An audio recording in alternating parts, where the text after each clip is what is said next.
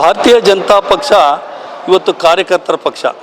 ಭಾರತೀಯ ಜನತಾ ಪಕ್ಷ ಇವತ್ತು ನಿಂತಿದೆ ಅಂತಂದರೆ ಭಾರತೀಯ ಜನತಾ ಪಕ್ಷದ ಕಾರ್ಯಕರ್ತರ ಪಡೆ ಅಷ್ಟು ಗಟ್ಟಿಗಿದೆ.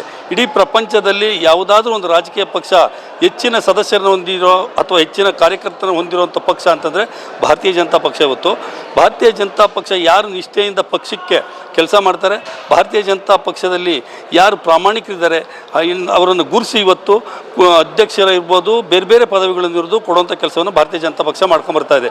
ಭಾರತೀಯ ಜನತಾ ಪಕ್ಷ ಈ ದೇಶದ ಹಿತದೃಷ್ಟಿಯಿಂದ ಹಿಂದುತ್ವ ರಾಷ್ಟ್ರೀಯತೆಯನ್ನು ಮೈಗೂಡಿಸ್ಕೊಂಡಿರೋದ್ರಿಂದ ಇವತ್ತು ಇಡೀ ದೇಶದಲ್ಲಿ ಜನ ಸುಭಿಕ್ಷವಾಗಿ ಬದುಕ್ತಾ ಇದ್ದಾರೆ. ಇವತ್ತು ಅರಾಜಕತೆ ನೋಡ್ತಾ ಇದ್ದೀವಿ ರಾಜ್ಯ ಸರ್ಕಾರದ್ದು. ಇದನ್ನೆಲ್ಲ ನೋಡಿದಾಗ ಜನ ಬೇಸತ್ತಿದ್ದಾರೆ. ದಯವಿಟ್ಟು ಇನ್ನು ಮುಂದಕ್ಕಾದ್ರೂ ಈ ಹಿಂದುತ್ವ ಮತ್ತು ಇನ್ನೊಂದು ಜಾತಿ ಆಧಾರದ ಮೇಲೆ ಒಡೆಯೋದನ್ನು ಈ ರಾಜ್ಯ ಸರ್ಕಾರ ಕೂಗುಳ್ಳೆ ನಿಲ್ಲಿಸಬೇಕು.